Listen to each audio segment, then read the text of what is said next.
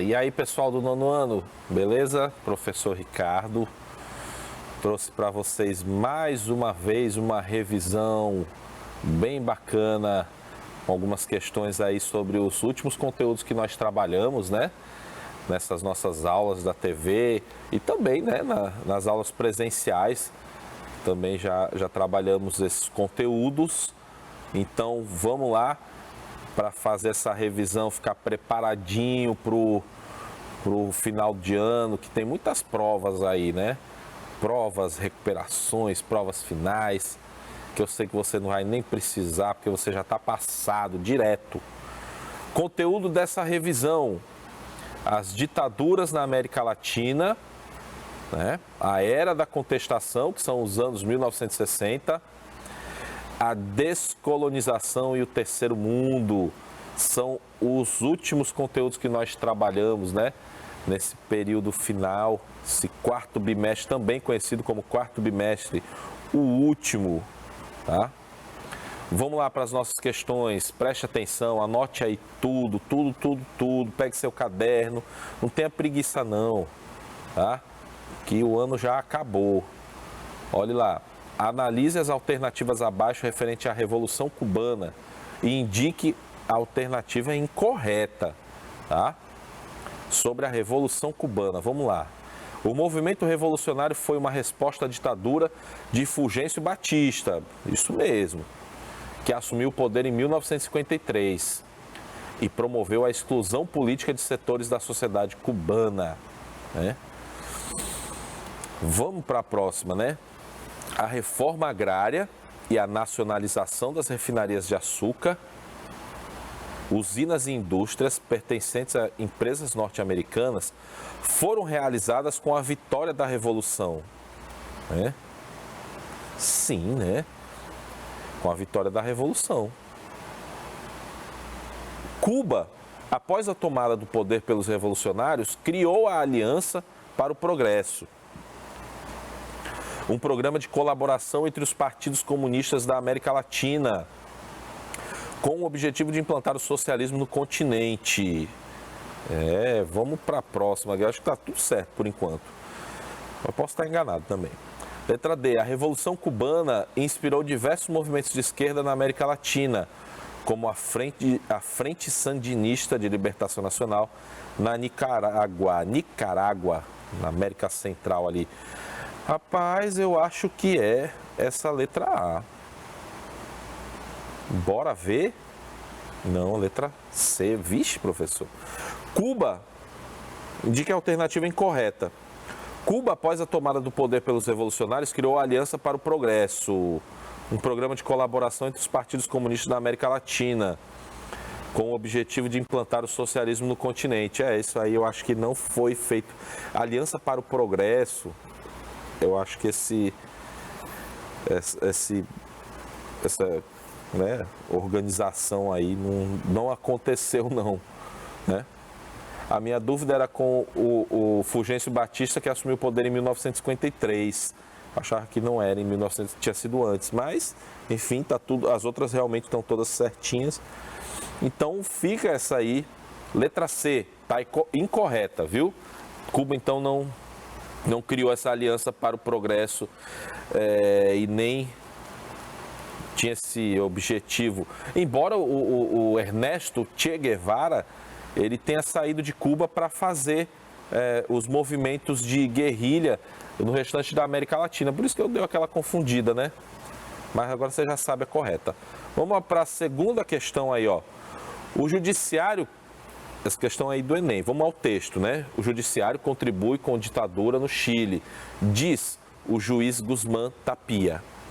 Então, essa é um texto, né, de jornal, né, ou de uma revista, Carta Maior, né, o nome. E vamos ver o que ele está falando sobre esse tema. O judiciário contribui com a ditadura no Chile. As cortes de apelação rejeitaram mais de 10 mil habeas corpus nos casos das pessoas desaparecidas. Nos tribunais militares, todas as causas foram concluídas com suspensões temporárias ou definitivas e os desaparecimentos políticos tiveram apenas trâmite formal na justiça. Assim, o Poder Judiciário contribuiu para que os agentes estatais ficassem impunes, né? Então, ele está dizendo aí que o Judiciário, ele fez a famosa vista grossa, ele lavou as mãos, né, para a violência, né, que acontecia durante a ditadura chilena, né? Então, é isso que ele está dizendo nessa matéria, né? Vamos ver quais são as questões, qual é a questão e quais são as alternativas. Segundo o texto, durante a ditadura chilena, na década de 70, a relação entre o Poder Executivo e Judiciário caracterizava-se pelo quê? Pela preservação da autonomia institucional entre os poderes, pela valorização da atuação independente de alguns juízes, C, pela transferência das funções dos juízes para o chefe de Estado, ou a última, letra D, pela subordinação do Poder Judiciário aos interesses políticos dominantes. Pelo texto, pessoal, não há autonomia institucional entre os poderes, não há, nem valorização, né, da atuação independente dos juízes. No texto você não está vendo nada disso. A transferência das funções dos juízes para o chefe de Estado, também não, porque ele está dizendo que as cortes, elas existiam, né? Não era nenhum chefe de Estado que julgava ninguém, não, né? Elas estavam ali, existiam, mas eram subordinadas aos interesses políticos. Daí a letra D, né, é a correta. Então, essa relação entre Poder Executivo e Judiciário era caracterizada pela subordinação do Poder Judiciário aos interesses políticos dominantes, que não era diferente também aqui no Brasil, não, nem na Argentina, tá?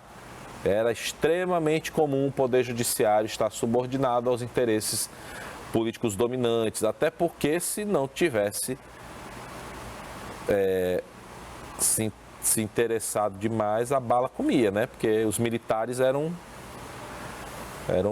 duros, né? Além do Brasil, na terceira questão, vamos lá. Veja aí as duas imagens. Além do Brasil, outros países da América Latina, na década de 70, vivenciaram governos militares. Então tem aí, ó, o regime de Pinochet perseguiu, torturou e assassinou inúmeros opositores, além de levar o país ao retrocesso social e cultural em todas as esferas. Na foto, militares queimam livros perigosos, né? E a outra imagem, Marcha das Mães de Desaparecidos na Praça de Maio. As mães da Praça de Maio, né? Em Madres de la Plaza de Maio, né? Nós falamos disso aqui. Viraram um símbolo mundial de resistência contra a violência praticada pelos regimes militares. Duas ditaduras diferentes aí. Vamos ver. As fotos e suas legendas referem-se respectivamente às ditaduras do Uruguai e do Chile, da Argentina e do Paraguai e do Uruguai, ou do Chile e da Argentina. Ditadura do general Augusto Pinochet, é Chile, tá bom? Não esqueça disso, ele governou de 73 a 1990, ininterruptamente, o general Augusto Pinochet, uma das ditaduras mais sanguinárias da América Latina. Tá? E a outra, que fala sobre a manifestação das Madres de la Plaza de Maio, símbolo de resistência, né? Elas, todos os santos dias de Deus, elas iam na frente do Palácio do Governo, aquela casa rosada argentina, e reivindicavam, né? Onde é que estão nossas crianças, nossos filhos que foram, ou maridos que desapareceram, né? Chile e Argentina, tá bom? Letra D, são as ditaduras, respectivamente, do Chile e da Argentina, tá? Quarta questão. Marque a única alternativa que traz um fato ou evento histórico que não pertence à década de 1960. Então, dessas nossas alternativas, uma delas não faz parte da década de 60. Aqui nós já estamos falando sobre a era da contestação, né? Eu disse para vocês que é um período muito impactante na história da humanidade, né? A década de 60, ela transformou o mundo. Em pouquíssimo tempo, muitos valores foram questionados, né?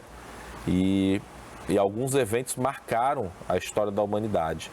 Vamos lá, que eram aqueles eventos que abalaram o que a gente acreditava que era inabalável, né? As crenças que eram inabaláveis, as verdades absolutas que nós tínhamos naquele momento, né? Alguns desses eventos, né, acabaram com essas certezas absolutas na década de 60. Um desses eventos aí não tem nada a ver com a década de 60, eu sei que você já sabe qual é, né? É a letra C, né? É a Segunda Guerra Mundial, tá bom? Então, corrida espacial na Guerra Fria, sim, década de 60. Revolução Cubana, crise dos mísseis, né? 1962, a crise dos mísseis, né? A Revolução Cubana em 1959, tá? Década de 60, enfim. Segunda Guerra Mundial, não. Segunda Guerra Mundial é de 1939 a 1945, então não faz parte da era da contestação, a Segunda Guerra Mundial. E o movimento hippie também, na década de 60. Influenciou demais o comportamento das pessoas. O movimento hippie transformou muito o comportamento das pessoas. Homens, mulheres. Vamos lá para a quinta questão, observe o mapa. Então tem aí esse mapa da Indochina, né? Da independência da Indochina, tem Vietnã, Laos e Camboja. Tudo isso aí era um território só da Indochina, que pertencia à França. Depois eles, no processo de independência, vai se transformando em outras repúblicas, né? Como do Vietnã, do Laos e Camboja. Viu aí o mapa, vamos para a questão. 2015 é o ano em que o final da Guerra do Vietnã, que foi de 61 a 75, está completando 40 anos, né? Sobre esse conflito, pode-se afirmar corretamente que ocorreu no contexto da Guerra Fria e contou com a intervenção dos Estados Unidos e da União Soviética, né?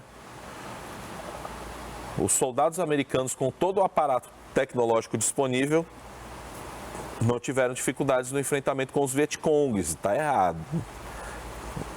Não, eles tiveram dificuldades, sim.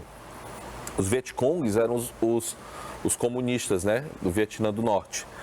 A União Soviética saiu derrotada e teve que abandonar o Vietnã de forma vergonhosa. Não, a União Soviética nem foi para lá, para o Vietnã lutar. Com o final da guerra, o Vietnã passa a ser uma potência capitalista. Calma, calma, Júnior. Sim, também não. Vamos aqui, ó. Alternativa correta. O Vietnã, a Guerra do Vietnã ocorreu no contexto da Guerra Fria, sim. Contou com a intervenção dos Estados Unidos e da União Soviética. Estados Unidos diretamente, porque mandavam soldados, né, tropa, equipamento militar diretamente. A União Soviética não. Só dava um apoio logístico, algum equipamento também para os Vietcongues, que eram os comunistas do norte, tá bom? E aí quando fala a União Soviética saiu derrotada, não pode. Quem saiu derrotado foi os Estados Unidos, beleza? Vamos para a próxima questão.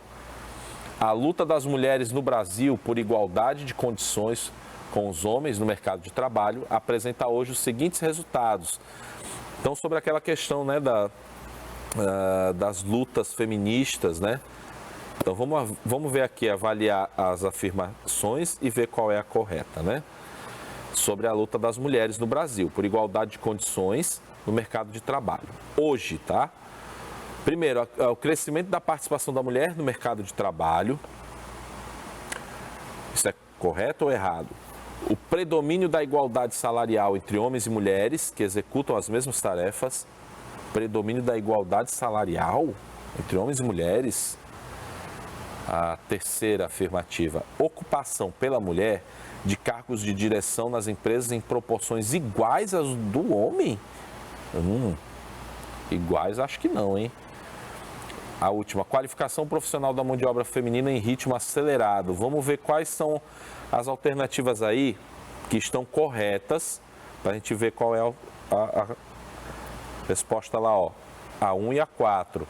Então, crescimento da participação da mulher no mercado de trabalho? Sim, hoje a gente tem sim índices que indicam o crescimento da participação da mulher no mercado de trabalho, né? Igualdade salarial está errado, mulheres ocupando cargos de direção na mesma proporção dos homens também está errado. Mas qualificação profissional da mão de obra feminina em ritmo acelerado também já está acontecendo, né? Essa qualificação profissional. Então, a 1 e a 4 são as que estão corretas, tá bom? De acordo com os dados aí estatísticos. Sétima, vamos lá, o movimento negro no Brasil, embora exista de fato, desde a colônia, teve seus avanços reais constituídos em políticas públicas a partir dos anos 90. Sobre as bandeiras, ações afirmativas e conquistas deste movimento, é incorreto afirmar o que? Vamos lá. Tornaram possível a obrigatoriedade do ensino da história e da cultura afro-brasileira nas escolas de ensino fundamental e médio. Isso é correto, viu? Na década de 90, não, parece que foi um pouquinho depois da década de 90. 2003, professor. Não lembro mais de nada, professor. Tá com amnésia profunda já. 2003, professor de história que não sabe das datas, tá ferrado mesmo. 2003, junho, foi feita a lei, tornando obrigatório o ensino de história da cultura afro-brasileira. Mas a briga para tornar obrigatório o ensino de história e cultura afro-brasileira nas escolas de ensino fundamental e médio, a luta é da década de 1970, só foi em 2003 que aconteceu. Que vergonha desse país, né? B, pretende contribuir para diminuir a distância socioeconômica entre negros e brancos no Brasil, né? E um dos mecanismos para que isso ocorra é a instituição de cotas para negros na universidade. Sim, né? É uma das bandeiras mesmo do movimento negro. A C, relacionam-se a um movimento de políticas de identidade étnico-racial que denuncia a democracia racial brasileira como um mito. Sim, também, né? Sobrou só a letra D, né? Que é errada. Pretendem indenizar economicamente os descendentes de escravos negros no Brasil. Não é uma das bandeiras deles, tá? A questão do movimento de políticas de identidade étnico-racial, denunciando a tal da democracia racial brasileira como um mito. Isso é verdade, né? Também, desde a década de 70, ainda era ditadura militar, o movimento negro já fazia essa denúncia de que no Brasil existe uma democracia racial, sempre tratamos muito bem os negros, né? Que aqui os negros foram muito bem acolhidos, tal, se integraram. Aquela história do Gilberto Freire, né? Do Casagrande Senzala, que dizia que o negro era muito bem tratado e tudo mais. E isso aí era um mito, né? Um mito que se construiu dessa democracia racial brasileira, e o movimento negro, desde a década de 70, briga para derrubar esse mito dessa democracia racial brasileira, tá bom? Agora, indenizar economicamente os descendentes de escravos não é uma das bandeiras deles, tá? Agora vamos para a oitava questão. A Conferência de Bandung, lá na Tailândia, foi realizada em abril de 1955, na Indonésia, aqui Tailândia. Com a presença de representantes de 29 países da África e da Ásia, entre eles o famoso terceiro mundo, entre eles líderes que haviam participado da luta pela independência de seus países, como o orador, primeiro presidente da Indonésia independente, Nehru, da Índia, e Nasser, do Egito. Cite 2 princípios adotados por essa conferência em sua declaração final. Então, na Conferência de Bandung, veja aí o que ficou como 2, né, dos princípios adotados, né, ao final da conferência. Foi a conferência do terceiro mundo, tá? Então, quando a gente fala em descolonização, movimentos de independência na África e na Ásia e terceiro mundo, né, essa conferência é muito importante, porque ela definiu alguns princípios. Olha aí, o não alinhamento com nenhuma das duas superpotências na Guerra Fria, nem Estados Unidos, nem União Soviética. Daí ele ser encaixado como terceiro mundo, porque primeiro mundo eram os Estados Unidos e a Europa Ocidental, os países ricos capitalistas, eles chamavam, né? Isso aí numa linguagem sociológica antiga.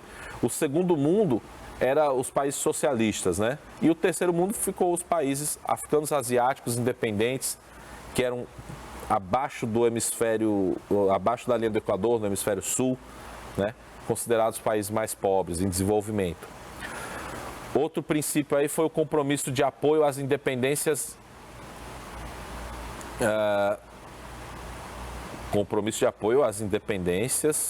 não alinhamento com nenhuma das duas superpotências. Repetiu aí, desculpa. Compromisso de apoio às independências na África e na Ásia.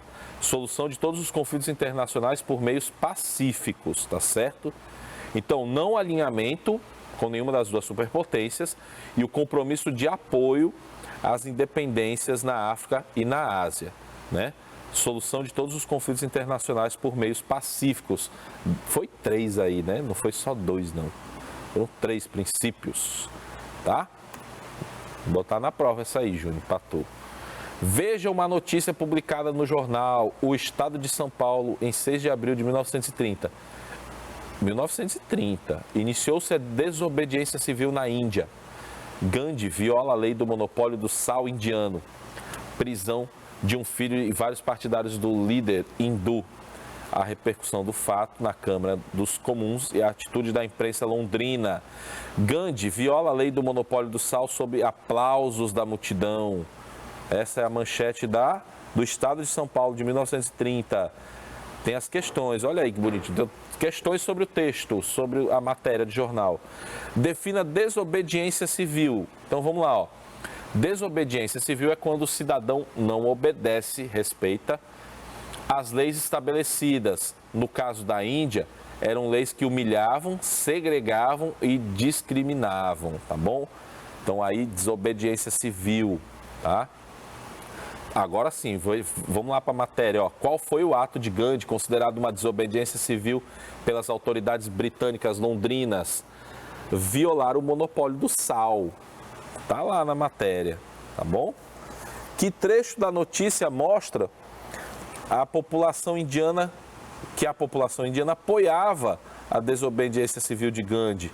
Aquele trechozinho último que eu li, né? Sob aplausos, né? Olha lá, Gandhi viola o monopólio do sal sob aplausos da multidão. Então é o trecho que mostra que a população indiana apoiava a desobediência civil, tá? E aí é questão boa essa, hein? Questão muito boa de interpretação. Vamos lá para D. Podemos afirmar que violar a lei que estabeleceu o monopólio do sal é uma forma de resistência pacífica? Sim ou não? Sim. Olha lá. Essa e outras ações propostas por Gandhi na independência da Índia foram táticas de luta sem uso da violência, né? Então, violar o monopólio é não consumir o sal que era vendido pelos ingleses. Era uma forma que ele encontrava de boicotar os serviços e os produtos ingleses, para forçar os ingleses a darem a independência da Índia, sem uso de violência. O Gandhi era extraordinário. Ele conseguiu mobilizar muitas pessoas a seguir essa ideia do boicote aos produtos e aos serviços ingleses e conseguiu a independência da Índia sem dar um tiro nem para cima, nem para dizer assim, ei, me escuta. Ele não deu nem um tiro para cima, sem violência nenhuma. Olha aí, a outra questão sobre esse cidadão maravilhoso também. Ele e o Gandhi são top, viu? Observe a charge a seguir do cartunista estadunidense Steve Greenberg. Tá em inglês aí, né? The Moses of His Nation, né? Aí, Racial Injustice, né? Então tá aí a injustiça racial. Você vê que tem aí o Mandela, que é o Nelson Mandela abrindo o mar da injustiça social.